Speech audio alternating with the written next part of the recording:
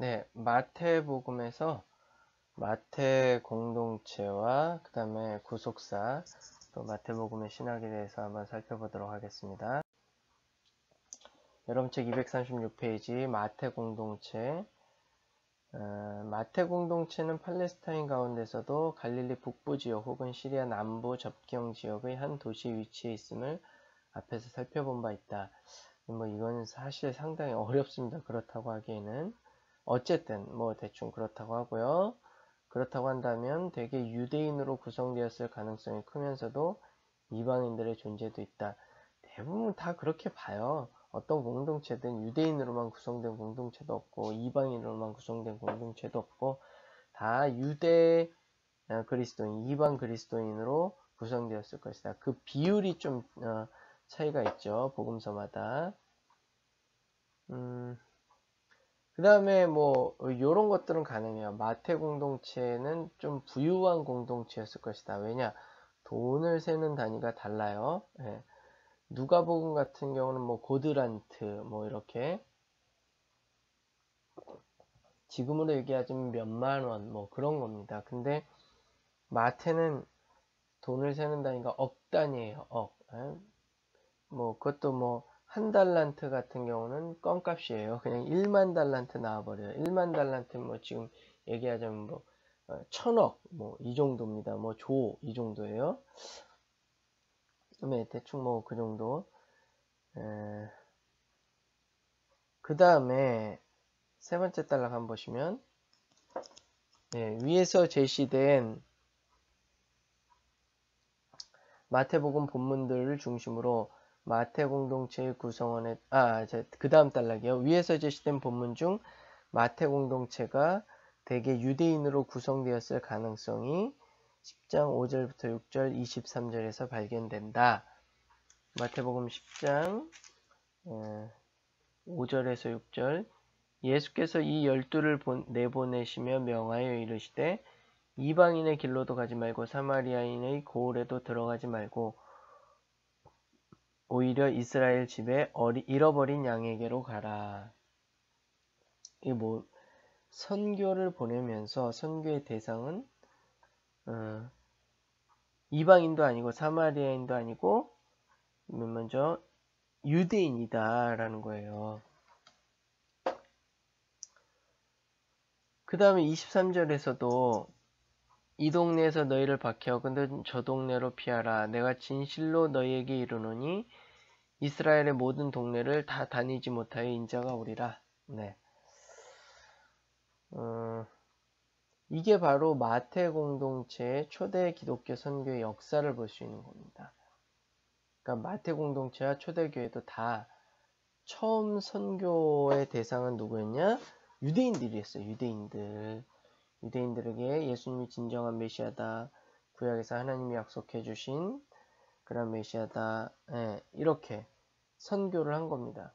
그리고 그들이 받아들이지 않았을 때 이제 이방인에게로 가서 전하고 그랬던 거죠.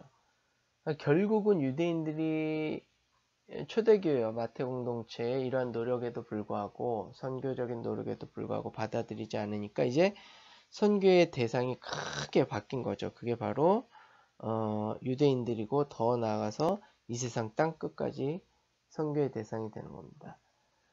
누가복음도 이런 선교의 어떤 역사를 볼 수 있어요. 선교의 대상이 바뀌어가는 큰 흐름. 이걸 이제 유니버살리즘이라 그러는데요. 보편주의적으로 선교로 좀 그 대상이 늘어나는 겁니다. 확대되는 겁니다.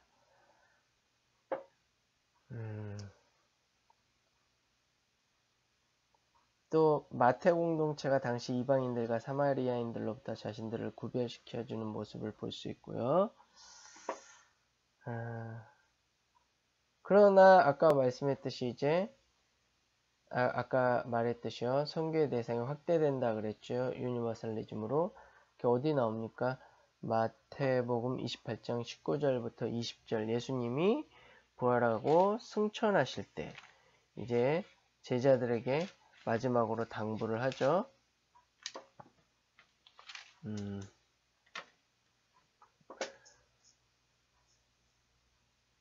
자, 마태복음 28장 18절 예수께서 나와 말씀하여 이르시되 하늘과 땅의 모든 권세를 내게 주셨으니 그러므로 너희는 가서 모든 민족을 제자로 삼아 아버지와 아들과 성령의 이름으로 세례를 베풀고 내가 너희에게 분부한 모든 것을 가르쳐 지키게 하라. 볼지어다 내가 세상 끝날까지 너희와 항상 함께 있으리라 하시니라. 네. 이렇게 해서 마태 공동체는 유대인 범위를 넘어 세계 이방인을 향해 도약하고자 한 것으로 여겨진다. 그 다음에 세 번째 단락 한번 보시면 마태 237페이지요. 마태 공동체는 대개 유대인으로 구성되었기에 그들의 하나님에 대한 믿음을 계속 유지해 나갔다. 이로 인해 나타나는 특성은 임마누엘의 신학을 견지하는 공동체였다. 이 주제는 하나님이 우리, 즉 예수의 제자들과 함께 하신다는 신학이다. 네.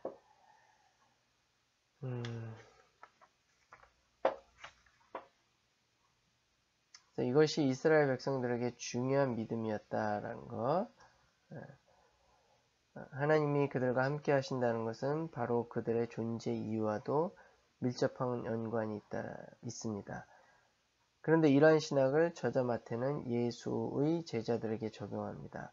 이로써 마태 공동체에 속한 예수의 제자들이 바로 하나님의 합당한 백성임을 전하려 한 것이다.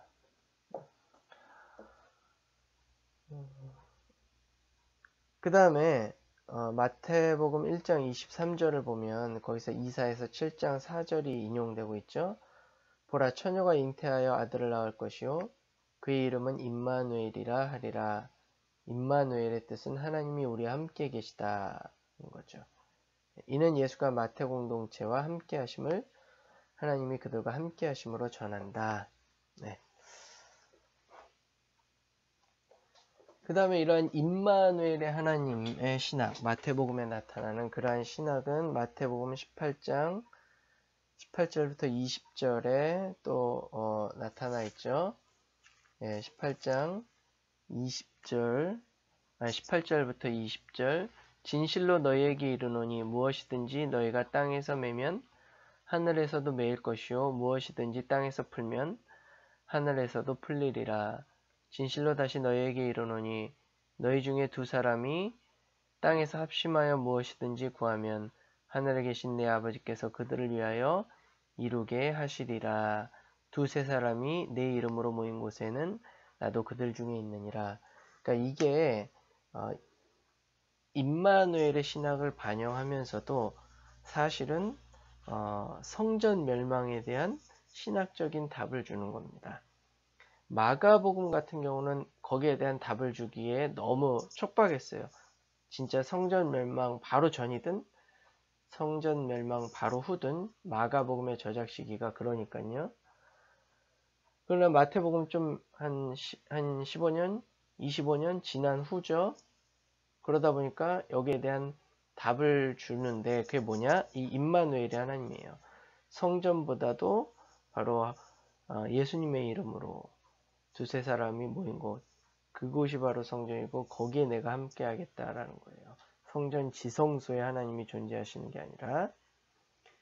그래서 성전 멸망과 교회 체계에 대한 신학적인 대답이다.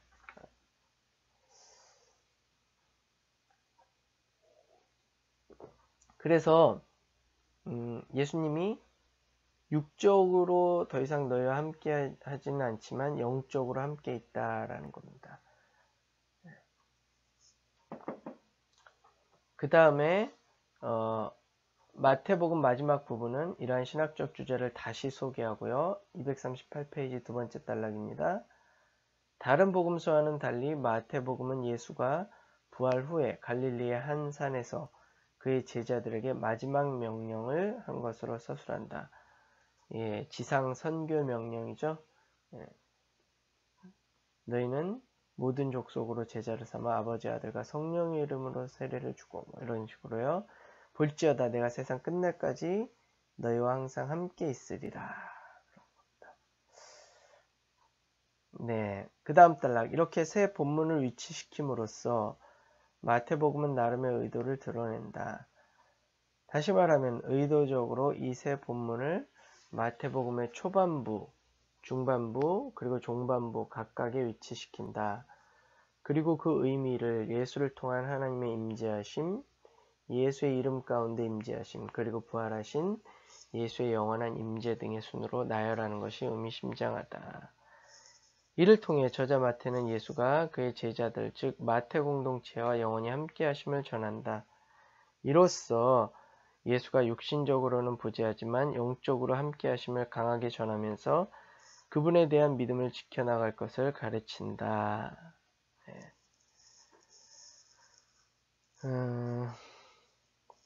이상의 서술을 통해서 마태 공동체의 모습이 대충 그려지죠. 마태가 속한 교회의 모습이 유대인으로 구성되었지만 약간의 이방인들도 있었을 것이고요.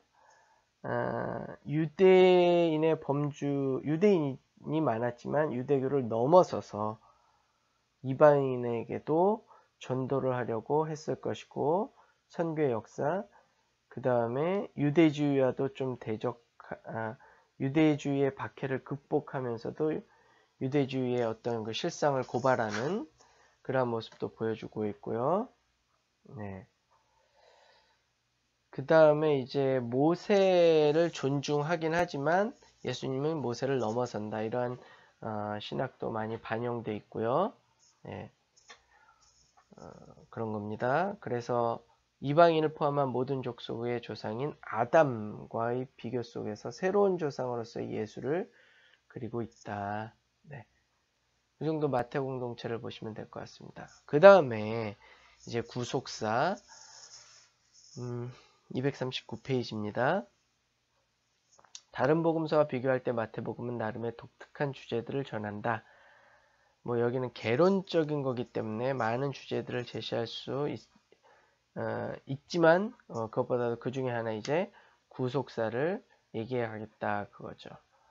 유형론적 접근에 의한 구속사. 유형론은 신약의 서술을 구약 서술의 빛 아래서 서술하는 신학적인 방법이다.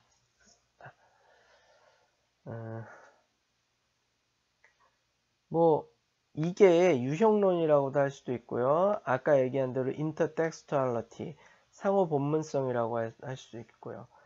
그러니까 구약의 어떤 그 용어, 그 다음에 구약의 내용, 구약의 신학 이런 것이 신약에 반영되는 겁니다. 직접 인용하지 않더라도요.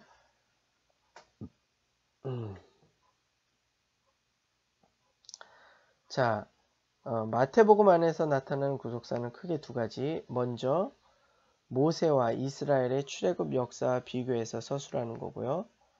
모세가 이스라엘을 데리고 출애굽했던 역사, 그것과 비교해서 이제 예수 공동체, 즉 교회들을 서술하는 거고요. 둘째, 창조와의 관계성 속에서 예수와 하늘나라에 대하여 서술하는 것입니다. 이러한 유형론적 접근은 바벨론 포로에서 돌아오는 시기에 시작되어 계속 유대인들 사이에서 발전된 것이다. 그래서 이제 유대인 출신이었던 마태복음 저자는 이러한 접근법을 잘 알고 사용했을 것이다 라는 거죠.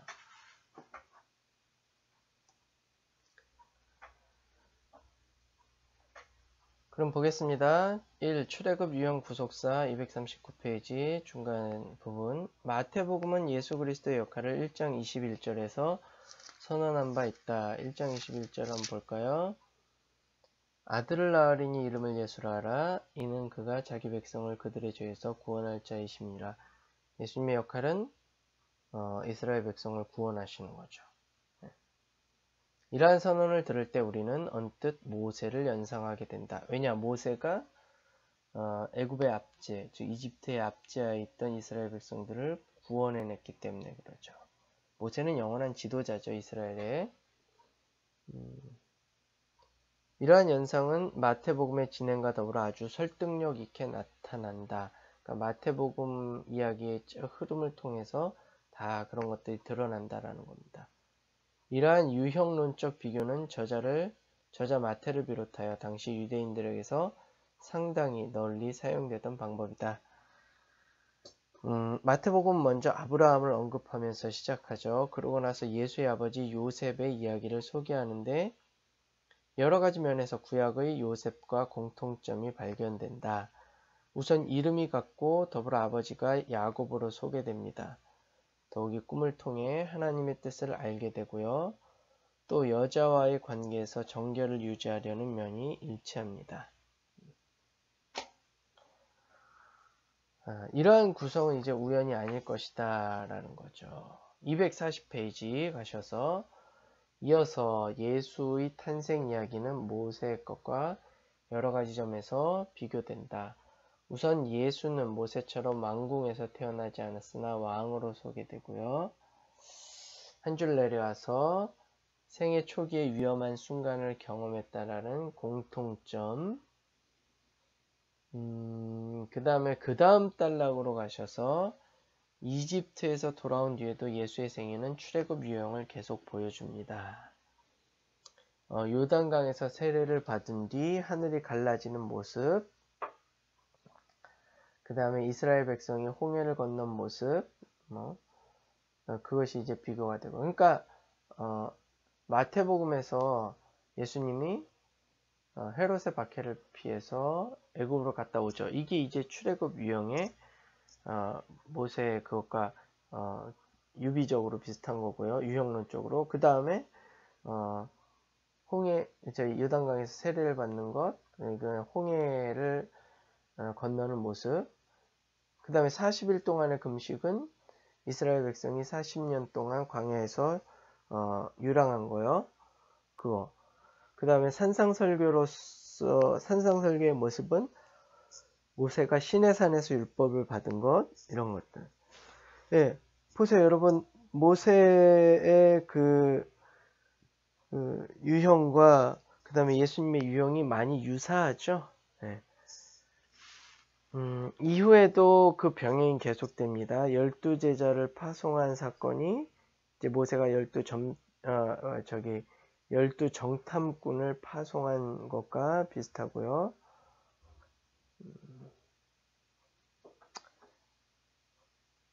예. 그러나 이제 한 가지 다른 점은 뭐냐? 그 단락 맨 끝 단락에 보면은 마태복음 안에서 예수의 생애가 모세의 것과 사뭇 비슷하게 진행된다. 그런데 예수님을 더 나은 분으로 묘사된다. 뭐 이거 하나 이제 다르다라는 거죠.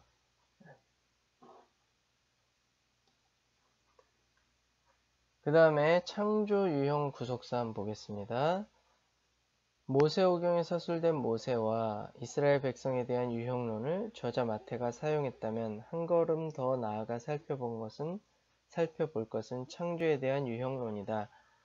창조 유형론의 가장 큰 특징은 마태복음에서 독특하게 사용되는 하늘나라, 천국을 태초에 지어진 에덴 동산과 연결시키는 것이다. 에덴 동산에 대한 선망은 유대인들 사이에 점점 더 커졌음을 알 수 있는데 저자 마태도 유대인 서기관 출신으로서 이러한 유형론을 하늘나라를 위한 서술에 적용했을 가능성이 상당히 많다.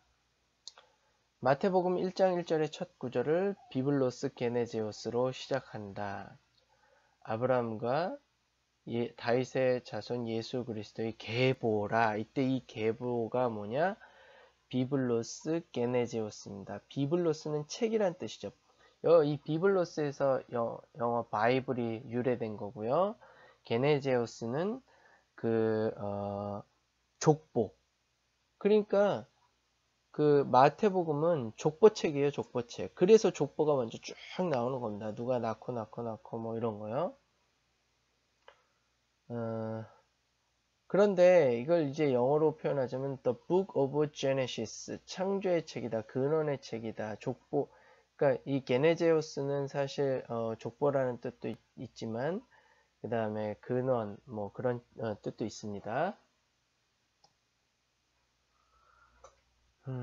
이 책은 근원의 책, 창조의 책, 이 책은 구약의 창세기를 연상케 한다. 다시 말하면 마태복음은 시작부터 창세기에 대한 연관성을 강하게 암시한다. 네. 한 단락 넘어가세요. 이를 위하여 우선 살펴야 할 구절은 마태복음 25장 34절이다.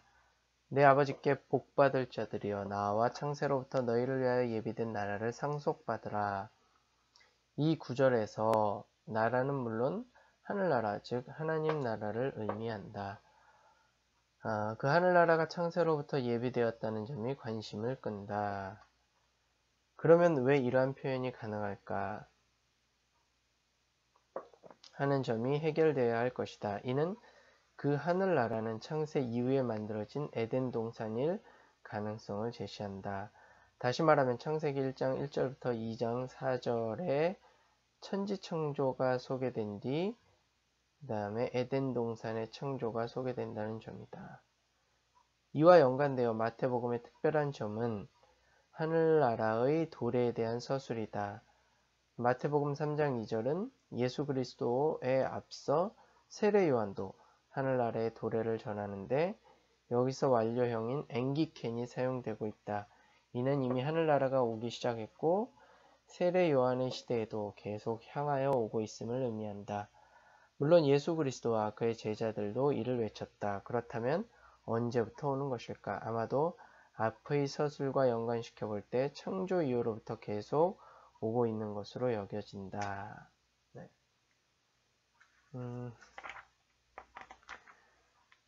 이러한 점은 하늘나라의 들어감과 연관되어 잘 나타난다. 다른 복음서와는 달리 마태복음은 하늘나라에 들어가는데 세례 요한도 한 몫을 하는 것으로 표현한다.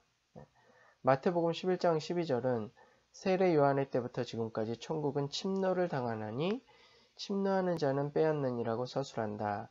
다시 말하면 세례 요한의 시대부터 하늘나라로 들어갈 수 있음을 분명히 선언한다. 이러한 신학이 마태복음이 다른 복음서와 가지는 독특한 차이점이라는 거죠. 자, 그것이 이제 242페이지 두 번째 단락에 나타나 있습니다. 그렇다면 왜 이러한 신학이 가능했을까? 이는 저자 마태가 하늘나라는 이미 창조 이래로 예비되어 있었고 어느 때인가부터 하나님의 백성을 향하여 오고 있다고 믿었기 때문이다 라는 거죠. 이러한 중요한 특성이 마태복음에서 하늘나라를 비유할 때 농경적이거나 원예적인 비유를 통해서 많이 나타난다는 겁니다. 씨 뿌리는 자의 비유, 씨앗의 비유, 겨자씨 비유, 이건 이제 마가복음 4장에 나와 있지만 그것과는 또 별개로 알곡과 가라지의 비유, 마태복음 13장, 그 다음에 감추인 보아의 비유, 13장 44절, 포도원 농군의 비유, 이런 것들.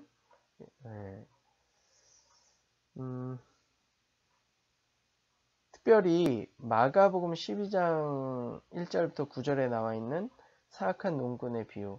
저 임대 받았으면서도 이제 자기가 주인이 되기 위해서 악한 걸 하는 거죠. 마태복음도 이 이야기를 자신의 복음서에 담고 있지만 마태는 특별히 이것을 하나님 나라와 연관시킨다라는 겁니다.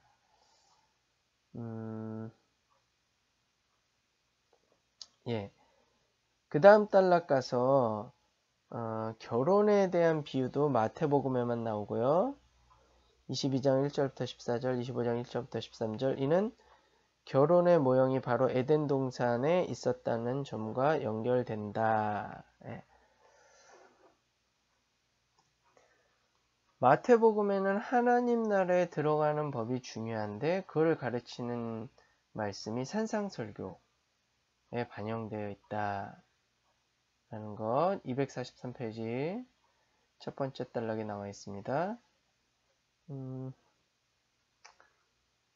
세 번째 단락부터 보시면 위의 분석은 하늘나라가 에덴 동산과 여러 가지 면에서 연결될 수 있음을 보여주고 있다. 하지만 이러한 비교와 분석을 위해서는 한 가지 해결되어야 할 점이 있다. 이는 지상의 에덴 동산과 하늘의 하늘나라가 어떻게 연결될 수 있는가 하는 것이다. 이러한 문제는 마태복음 저작 당시 유대의 전승을 살펴볼 때 쉽게 해결된다. 여기서 전부 다룰 수는 없지만 유대 전승은 기원후 40년대를 기점으로 에덴 동산이 하늘에 있는 것으로 표현되기 시작했다. 이러한 점이 신약 성서 안에 가장 잘 표현되어 있는 것이 기원후 57년에서부터 58년경 쓰여진 고린도후서 12장 1절부터 4절이다. 사도 바울은 세 번째 하늘의 낙원, 즉 에덴 동산이 놓여 있다고 서술한다. 더욱이 기원후 95년경에 쓰인 요한계시록 22장 1절부터 5절은 여러 가지 면에서 하늘에서 내려오는 거룩한 성 새 예루살렘의 중앙에 에덴 동산이 보존되어 있음을 보여준다. 이 본문들은 유대 전성을 그리스도 안으로 받아들인 모습이다. 그렇다면 기원후 85년경에 쓰인 마태복음 역시 이러한 전승을 하나님 나라를 소개하는 데 적용했을 가능성이 많다. 예. 그래서 결론적으로 244페이지 두 번째 단락, 마태복음은 모세 오경과의 대조를 암시하는 예수의 5설교를 살리면서도 문학적으로 상당히 발전된 교차 대칭 구조를 보인다. 예. 근데 뭐 책에서는 그렇게 얘기하고 있고요. 저자는 제가 볼 땐 교차 대칭 구조는 뭐 좀 인위적인 부분이 많고요. 모세 오경은 사실 좀 확실히 드러나는 부분이 많습니다. 마태복음에서. 그리고 마태복음 저자가 유대인 서기관 출신인 일 가능성이 크다. 예수를 묘사하는 데서 모세와 대조하고 오히려 더 뛰어난 교훈을 모세를 넘어서는 분으로 묘사하고 있다. 모세를 위대한 지도자로 인정을 하면서도 유대주의의 확산은 좀 경계하고 있다. 예, 마태복음에서. 그래서 그들의 교훈이 일부분 맞는 부분도 있지만 그들의 교훈은 실상은 맞지 않다. 왜? 예수님의 교훈을 거부하고 있기 때문에 그렇다. 예수님의 말씀, 예수님이 메시아라는 것, 하나님의 아들이라는 것을 거부하고 있기 때문에 그렇다. 그런 부분들이 이제 마태복음에 나타나고 있고요. 이를 위해서 이제 표현하기 위해서 모세 율법에 대한 재해석을 한다. 그게 이제 안티테제에 나와 있죠. 산상수훈에서 모세는 이렇게 얘기하지만 나는 이렇게 얘기한다. 그 다음에 당시 널리 사용된 창조 유형론을 통해서 하늘나라를 태초의 아름다운 동산 에덴을 회복하는 예수의 모습을 소개하기도 했고요. 이러한 문학적 구조도 마태복음 저작 당시의 상황을 재구성하는데 일익을 감당한다. 당시 새롭게 구축되어 확장일로에 있는 유대주의에 대항하는 마태복음의 저자의 모습이다. 뭐 이 정도 알아두시면 될 것 같습니다. 마태복음. 다음 시간에는 저희가 누가복음과 사도행전, 사실 이 누가복음과 사도행전은 같이 하나의 문서라고 할 수 있는데요. 이거를 보도록 하겠습니다.